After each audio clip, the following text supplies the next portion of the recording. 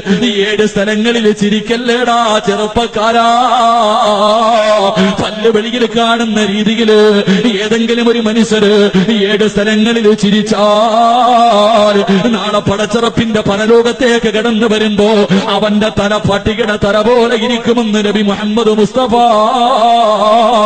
സല്ലല്ലാഹു അലൈഹി വസല്ലമ തങ്ങൾ പറയുമ്പോ ചിരിക്കാൻ പാടില്ലാത്ത 7 സ്ഥലങ്ങളിൽ ഒന്നാമത്തെ സ്ഥലം ഖബറിന്റെ മുന്നിലാണ് വാപ്പാ. അത് നിനക്ക് രാഷ്ട്രീയം പറയാനുള്ള സ്ഥലമല്ല, തമാശ പറയാനുള്ള സ്ഥലമല്ല, നിനക്ക് അവിടെ ഇരുന്നു കൊണ്ട് മറ്റുള്ളവന്റെ പച്ചയിറച്ചി തിന്നാനുള്ള സ്ഥലമല്ല. അല്ലാഹുവിന്റെ റസൂൽ لو لم يعلم ما يأتيه بعد الموت ما كلا ولا شرب شربا إلا وهو يبغي ويضرب على صدري. ഇനി മുതൽ പള്ളിക്കാട്ടിലേക്ക് കബറടക്കാൻ പോകുമ്പോ നീ ചിന്തിക്കേണ്ടതെന്തെന്നറിയുവോ? മോനെ, കബറിനകത്ത് കിടക്കുന്നവര് മനുഷ്യന്റെ അവസ്ഥയെ കുറിച്ചെങ്ങാട് നീ അറിഞ്ഞിരുന്നുണ്ടെങ്കിൽ, അതിനകത്ത് കിടക്കുന്ന മനുഷ്യന്റെ അവസ്ഥ അറിഞ്ഞിരുന്നെങ്കിൽ നീ ഭക്ഷണം കഴിക്കൂലടാ പൊന്നുപോലെ, നീ വെള്ളം കുടിക്കൂല വാപ്പാ. നെഞ്ചത്തടിച്ച് പൊട്ടിക്കരഞ്ഞിട്ടല്ലോ നിനക്കതിനെ കഴിയില്ലെന്ന് നബി മുഹമ്മദ് മുസ്തഫ സല്ലല്ലാഹു അലൈഹി വസല്ലമ തങ്ങൾ പറയുമ്പോ അതുകൊണ്ടാണ് എല്ലാവരും കരഞ്ഞത്. ഉസ്മാൻ തങ്ങൾ തന്റെ ജീവിതത്തിൽ ഏറ്റവും കൂടുതൽ കരഞ്ഞത് നരകം പറഞ്ഞപ്പോഴല്ല, പരലോകം പറഞ്ഞപ്പോഴല്ല, മരണം പറഞ്ഞപ്പോഴല്ല, സിറാത്ത് പറഞ്ഞപ്പോഴല്ല, മീസാൻ പറഞ്ഞപ്പോഴല്ല. അല്ലാഹുവേ, ഖബറെന്നു പറഞ്ഞാൽ തന്റെ താടിരോമം നനയുന്ന രീതിയിൽ കരയുമായിരുന്നു. ഖബറെന്ന് പറഞ്ഞാ പിന്നെ കരയുമായിരുന്നു. അതുകൊണ്ടാണ് തടവ് ഉസ്താദ് പറഞ്ഞത്, ഖബറെന്നു കേട്ടാൽ തൽക്ഷണം ഞെട്ടേണ്ടതോ, കണ്ടാലുടൻ വിട്ടു നീ കരയേണ്ടതാ. മേടയ്ക്കു പകരം മഴമാ സുബ്ഹാനാ റബ്ബിയതിൽ കിടക്കേണ്ടതാ നസുമാനാ. ഇതൊക്കെ ചിന്തിച്ചു നീ കരയുക സോദരാ, എങ്കിൽ സുറൂറായി നീ കടക്കും മറുകരാ. ഖബറിനെ കുറിച്ച് പറയുന്നത് കേട്ടാലേ, ഖബറിനെ കുറിച്ച് പറയുന്നത് കേട്ടാല് ഖബറ് കണ്ടാ കരയട്. ഖബറിനെ കുറിച്ച് പറയുന്നത് കേട്ടാ കൈകാല് വിറയ്ക്കും പെങ്ങള്. ഖബറെന്ന് കേട്ടാ കരയണം പെണ്ണ്. എന്റെ പ്രിയമുള്ളവരെ, ഖബറിന്റെ ഭാഗത്ത് നിന്ന് ചിരിച്ചാ നാളെ പരലോകത്ത് വരുമ്പോ നിന്റെ തല പട്ടികയുടെ തല പോലെ ഇരിക്കുമെന്ന് പ്രവാചകം പഠിപ്പിക്കുമ്പോ എന്റെ പ്രിയമുള്ള ചെറുപ്പക്കാരാ, ഖബറ് പറയുന്നതെന്നറിയുവോ? എന്റെ ദുനിയാവിന്റെ മുകളിലൂടെ, എന്റെ നെഞ്ചിന്റെ മുകളിലൂടെ കള്ളു കുടിച്ചിട്ട് നടന്നില്ലേടാ, വ്യഭിചരിച്ചിട്ട് നടന്നില്ലേ, ശരീരം മറയ്ക്കാതെ നടന്നില്ലേ, മറന്നുകൊണ്ട് നടന്നില്ലേ? എടാ, ഈ പള്ളിക്കകത്ത് ഒരു മനുഷ്യന്റെ മയ്യത്ത് കൊണ്ടുവന്ന് കബറടക്കിയിട്ട് ഇറങ്ങി പോകുന്ന സമയത്ത് ഈ പള്ളിയുടെ മിനാരത്തിൽ നിന്ന് ഹയ്യാല സ്വലോ ഹയ്യാലൽ ഫലാ നിന്നെ പോലെ നടന്ന ഒരു മനുഷ്യന്റെ മയ്യത്ത് കൊണ്ടുവന്ന് മണ്ണിലിറക്കി വെച്ചിട്ട് തിരിച്ചു പോകുന്ന സമയത്ത് ഈ പള്ളിക്കകത്ത് ബാങ്ക് വിളിച്ച് നിസ്കരിക്കാ തുടങ്ങുമ്പോ നീ നടന്നു പോയവനല്ലേടോ, വാടാ, നിന്നെ കാത്തിരിക്കുകയായിരുന്നടോ. എന്റെ പ്രിയപ്പെട്ട പെങ്ങളെ, ഖബറ് നിന്നോട് പറയുമ്പോൾ നീ അല്ലാഹുവിനെ മറന്ന് നടന്നവളല്ലേ, നീ ശരീരം മറക്കാതെ നടന്നവളല്ലേ, നീ മോശമായ ജീവിതം നയിച്ചവളല്ലേ. പൊന്നുമോളെ, കാണിച്ചു തരാമടി എന്റെ സ്വഭാവം എന്താണെന്ന് നിനക്ക് കാണണ്ടേ. വാവാ എന്ന് പറഞ്ഞുകൊണ്ട് ഖബറ് നിന്നെ വിളിക്കുമെന്ന് നബി മുഹമ്മദ് മുസ്തഫ സല്ലല്ലാഹു അലൈഹി വസല്ലമ തങ്ങൾ പറയുമ്പോ പ്രവാചകനവിടെന്ന് പറയുന്നു, സഹാബാ, മോശമായ മനുഷ്യന്റെ ആത്മാവുണ്ടല്ലോ, മോശമായ മനുഷ്യന്റെ ആത്മാവുണ്ടല്ലോ, കരഞ്ഞു വിളിക്കുന്നു, മോനെ, ഉപ്പാന്റെ പൊന്നുമോനെ, കൊണ്ടുപോകല്ലേടാ, ആ കുടിയിൽ കൊണ്ടെന്നെ കുടിച്ചിടല്ലേ,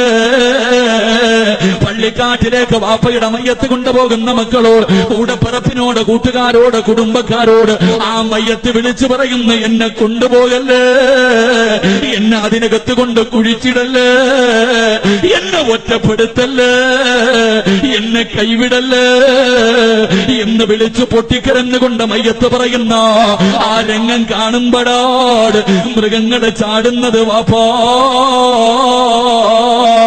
മൃഗങ്ങളെ ഓടുന്നത് ചെറുപ്പക്കാരാ. മനുഷ്യനും ജിന്നുമല്ലാതെ ഈ പ്രപഞ്ചത്തിലെ സർവ്വചരാചരങ്ങളും ആ വിളിച്ചു പറയുന്നത് കേൾക്കുമെന്ന് നബി മുഹമ്മദ് മുസ്തഫ സല്ലല്ലാഹു അലൈഹി വസല്ലമ തങ്ങൾ പറയുമ്പോ നമ്മുടെ ജീവിതത്തിൽ നാളെ നടക്കുന്ന രംഗമാ. നാളെയാണ് ആ ദിനം, നാളെയാണ് ആ ദിനം. പള്ളിക്കാട്ടിലേക്ക് യാത്രയാകുന്ന ദിനം നാളെയോ. അല്ലാഹുവിന്റെ പ്രവാചകർ അവിടെന്ന് പറയുന്നു, സഹാബാ, ഖബർ നമ്മളോട് സംസാരിക്കുന്ന രംഗം ഒന്നാമത്തെ രംഗമാ. രണ്ട് മയ്യത്ത് കൊണ്ടുപോയി ഖബറിലേക്ക് ഇറക്കി വെക്കുകയാ. 3 കച്ചമ തുണിയിൽ പൊതിഞ്ഞ് പള്ളിക്കാട്ടിലേക്ക് കൊണ്ടുവന്നു. ഖബർ വെട്ടുന്ന 2 പേര് ഖബറിലിറങ്ങി. ഖബർ വെട്ടുന്നവരാണ് ഇറങ്ങുന്നത്, മക്കൾ ഇറങ്ങാറില്ലല്ലോ. സ്വന്തം അപ്പയുടെയും ഉമ്മയുടെയും മയ്യത്ത് ആരാണ് ഖബറിനകത്ത് ഇറങ്ങിയിട്ട് സ്വന്തം കൈ കൊണ്ട് വെക്കുന്നത്? എന്റെ പ്രിയമുള്ളവരെ, കഴിവുള്ളവൻ അവൻ തന്നെ ഖബറിലിറങ്ങണം. ഖബർ വെട്ടുന്നവന്റെ ഉമ്മാനയല്ല ഇറക്കി വെക്കുന്നത്, അവന്റെ വാപ്പാനയല്ല ഇറക്കി വെക്കുന്നത്. നിന്നെ നൊന്ത് പ്രസവിച്ച നിന്റെ ഉമ്മയുടെ ശരീരം, നിനക്ക് വേണ്ടി ജീവിച്ച നിന്റെ വാപ്പയുടെ ശരീരമല്ലേ, അത് കൈകൊണ്ട് താങ്ങിയിട്ട് സ്നേഹത്തോടെ ഇറക്കി വെക്കണേ. എന്നിട്ട് ഒരു പിടി മണ്ണ് വാരുവല്ലോ. ഇന്ന് മക്കളൊക്കെ ഖബറിന്റെ മുകളിൽ നിന്നിട്ട് ഒരു പിടി മണ്ണ് വാരിയിട്ട് ഖബറിനകത്തിരിക്കുന്നവന്റെ കയ്യിൽ വെച്ചിട്ട് പറയും, വെക്കാർ, സത്യത്തിൽ വെക്കേണ്ടത് നീയാ ചെറുപ്പക്കാരാ, നീയാടാ. നിന്റെ ഉമ്മയുടെ കബളിന്റെ താഴെ മണ്ണ് വെക്കേണ്ടത്, നിന്റെ വാപ്പയുടെ കബളിന്റെ താഴെ മണ്ണ് വെക്കേണ്ടത്. എന്തിനാണ് വെക്കാൻ പറഞ്ഞതെന്നറിയോ? എന്തിനാണ് വെക്കാൻ പറഞ്ഞതെന്നറിയോ? ഒരു പിടി മണ്ണ് വാരിയിട്ട് പറയണം, മിൻഹാ ഖലഖനാകും വഫീഹാ നുഈദുകും വമിൻഹാ നുഖ്രിജുകും താറത്തൻ ഉഖ്റാ. നിങ്ങളെ മണ്ണിൽ നിന്നാണ് സൃഷ്ടിച്ചത്, ആ മണ്ണിലേക്ക് തന്നെ അല്ല നിങ്ങളെ മടക്കുന്ന ഉമ്മ. ഞാനും ഇതുപോലെ ഒരു ദിവസം വരേണ്ടവനാണ് ഉമ്മ. എന്നെയും ഇതുപോലെ ഒരു ദിവസം ഇതിനകത്ത് കൊണ്ടുവെക്കും വാപ്പാ. ഒരു ഓർമ്മ കിട്ടാനാണ് ചെറുപ്പക്കാരാ, ഒരു ഓർമ്മ കിട്ടാനാണ്. പടച്ചവനെ മണ്ണെടുത്ത് വെച്ചു, അതാ പലകയെടുത്ത് നിരത്തുകയാ, പലകയെടുത്ത് നിരത്തുകയാ. അതാ പലക മുഴുവനും എടുത്ത് നിരത്തിയിട്ട് എല്ലാവരും ഖബറിന്റെ മുകളിൽ നിന്നും മണ്ണ് വാരിയിടുമ്പോ സുബ്ഹാനല്ലാഹ്, ഖബറിനകത്ത് നടക്കുന്ന രണ്ടാമത്തെ രംഗമെന്ത്? നേരിടണമടാ ചെറുപ്പക്കാരാ. എന്റെ വാപ്പാ, ഇത് നിന്റെ ജീവിതത്തിൽ നടക്കുന്ന സംഭവമാണ്. അല്ലാഹുവിന്റെ റസൂല് പറയുന്നു, സഹാബാ,